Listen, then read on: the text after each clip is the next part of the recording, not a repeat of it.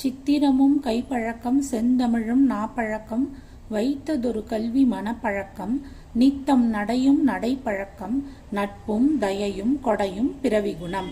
தினம் வரைஞ்சு பார்த்துட்டே இருந்தா சித்திரம் ஓவியம் அழகா தீட்ட வந்துடும். பேசி பார்த்து பழகிண்டே இருந்தா அழகா செந்தமிழ் நாக்குல பழக ஆரம்பிச்சிடும். வைத்ததொரு கல்வி மனப்பழக்கம், அதாவது தினம் படிச்சு பார்த்து எழுதி பார்த்து சொல்லி பார்த்து மனப்பாடம் பண்ணி கல்வி அறிவையும் நம்ம பழக்கத்துல கொண்டு வந்துடலாம்.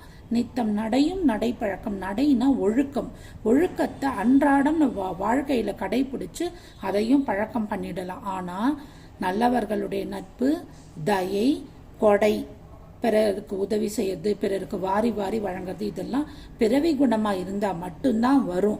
அதாவது பாரம்பரியமா வருது, பரம்பரையா வருதுன்னு சொல்றாங்க இல்லையா, அதுதான் இது. நல்லவர்களுடைய நட்பு, தயை, கொடை இதெல்லாம் பிறவி குணம் அப்படின்னு